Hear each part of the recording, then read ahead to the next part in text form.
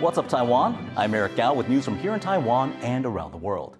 Taiwanese computer maker Acer has reportedly shipped over $70 million worth of hardware to Russia, despite saying it would suspend its business there last April.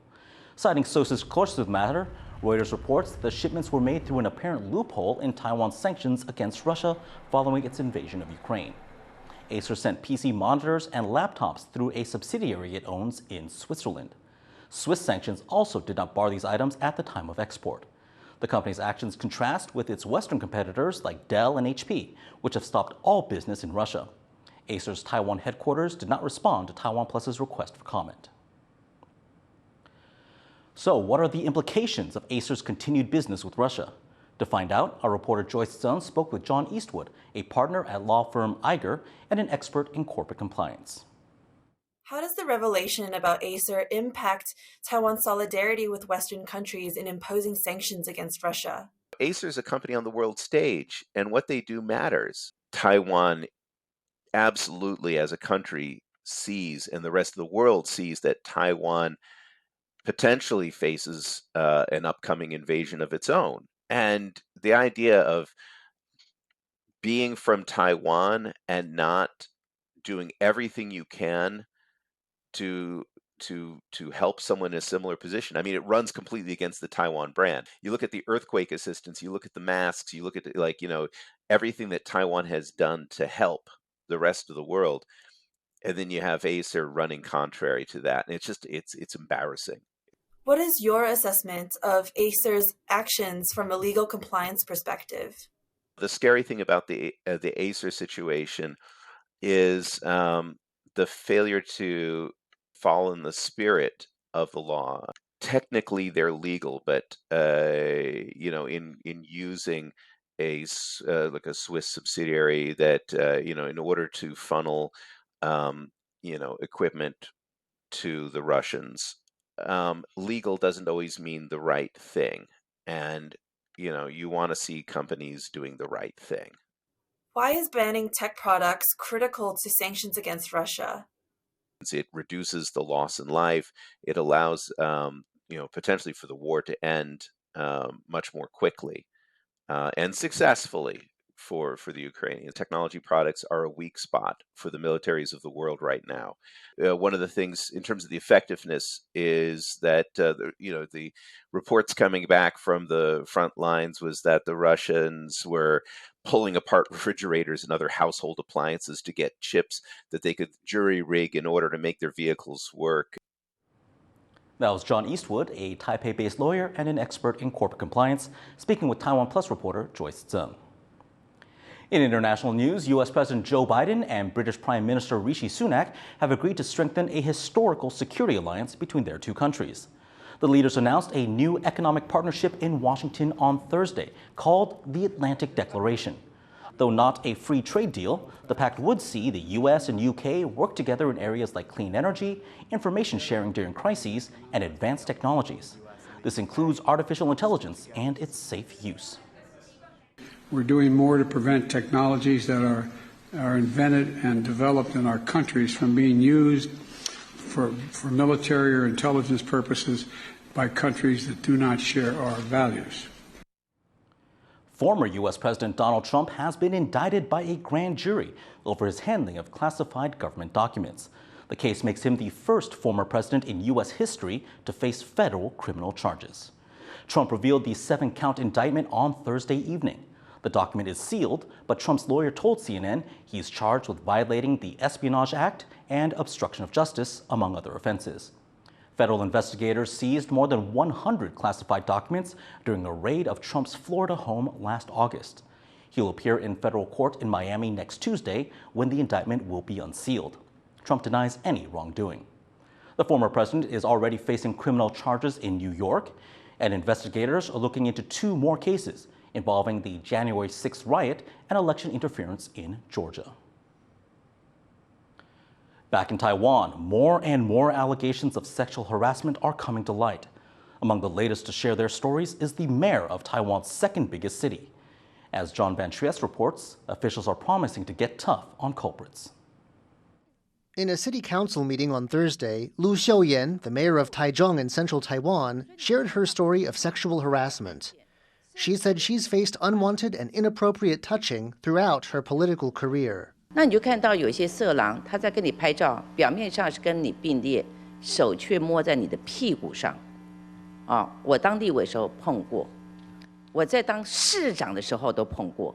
Lu is the latest in a string of women coming forward and urging others to be brave and stand up to harassment. A wave of cases has shown a tolerance for harassment in fields like politics, academia, and the arts. These include the case of a fire chief who allegedly secretly filmed inside a dorm for female firefighters. As more stories come out, demand for change grows. 在这样子的事件一再发生的情况之下，应该要检讨性骚扰事件的处置流程，以及增加这个实体的性平课程。 Officials say they're listening. President Tsai Ing-wen has ordered a review of laws and the handling of complaints. Taiwan's two main parties say they'll propose changes to the Sexual Harassment Prevention Act. And the cabinet says it wants to make sure coming forward makes a difference. 第一个是明定性骚扰的指引，第二个是建立更健全、有效与可信赖的申诉制度。 While it's unclear what exactly will be done, what is becoming clear is that more and more Taiwanese women have decided the time for being silent is over. James Lin and John Van Trieste for TaiwanPlus. Taiwan's foreign minister will reportedly make a trip to Europe next week in a visit that could include a diplomatic breakthrough.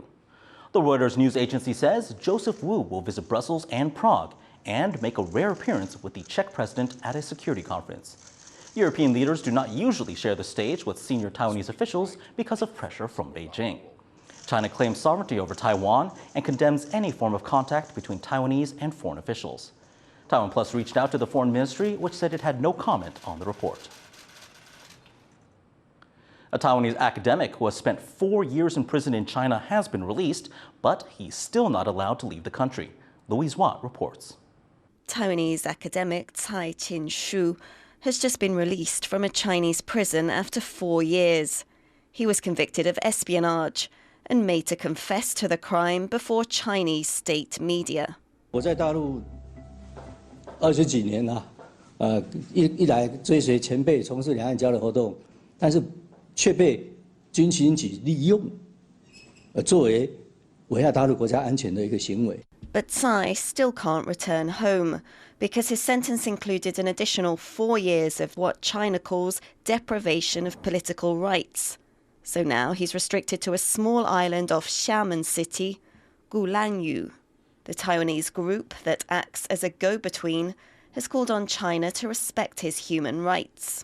蔡金树先生出狱之后呢，本会呢有与他的家属以及他本人呢保持联系那呢关心他的近况以及需求，适时的提供各项协助呼吁陆方必须要依法呢来保障他的人身安全与合法的权益。Taiwanese activist Li Mingzhe, who was imprisoned in China for 5 years, criticised the practice of keeping some former Taiwanese prisoners in the country after their time behind bars has ended. 广泛的用所谓的附加行为理由，在很多中国政治犯出狱以后，继续把他软禁起来。中国把对外发言也当做一个政治权利，所以他为了限制你的政治权利，他把你软禁起来，这完全是中国政府的扩张解释。 Unlike Li, who is a pro-democracy activist, the still-detained Tsai advocated unification between Taiwan and China, and his detention surprised many. With tensions high between the two governments, Taipei has warned its citizens of the risk of arbitrary detention in China.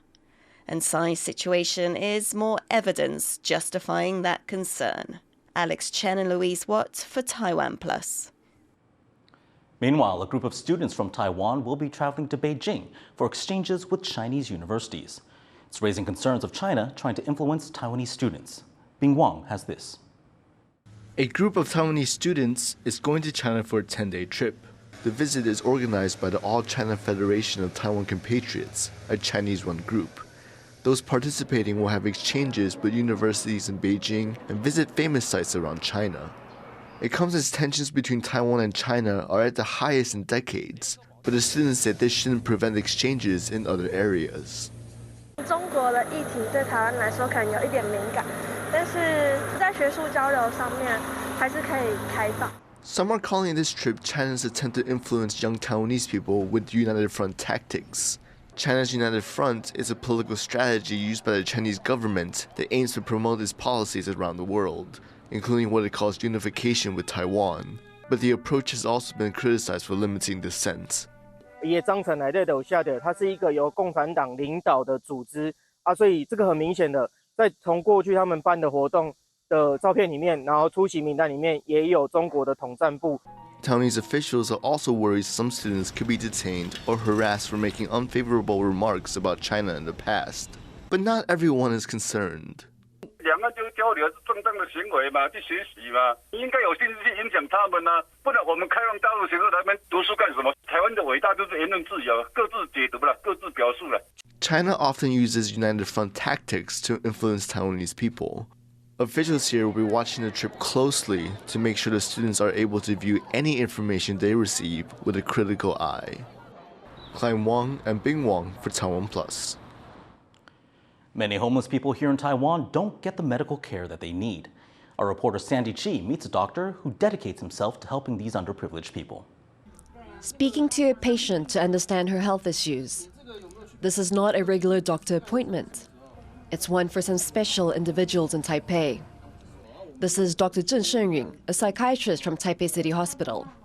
Since 2019, he has been providing medical services to homeless people at shelters and on the streets.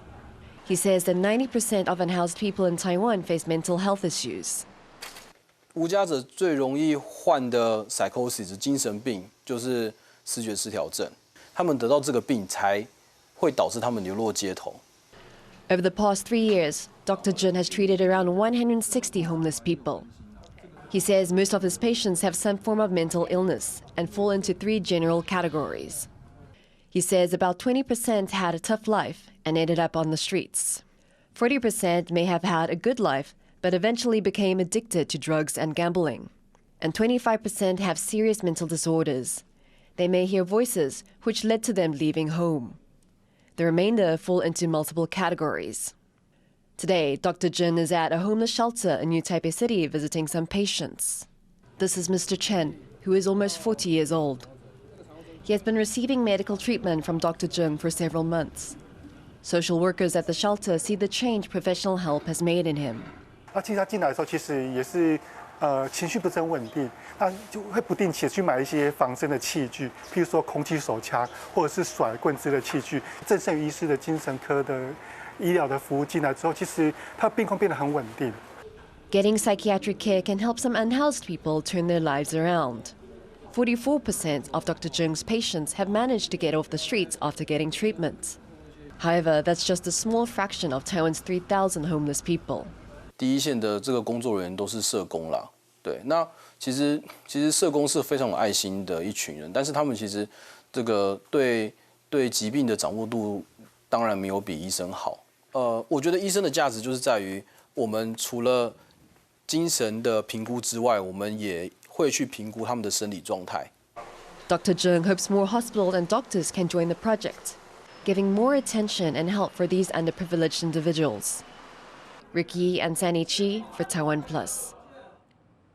It's summertime when green sea turtles flock to Taiwan's beaches to breed. The turtles usually nest along Taiwan's coastline from May to September. But this year, a female turtle turned up on the island of Xiaoliuqiu off southern Taiwan in February, the earliest breeding mother ever recorded here. The turtle has come ashore 6 more times since then, leaving behind more than 100 eggs on each visit. And her first batches of tiny babies have just hatched. Authorities are urging tourists to avoid these beaches at night so the hatchlings can make their way to the sea undisturbed.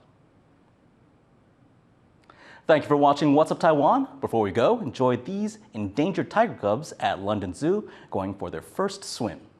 I'm Eric Gao. Take care and see you next time.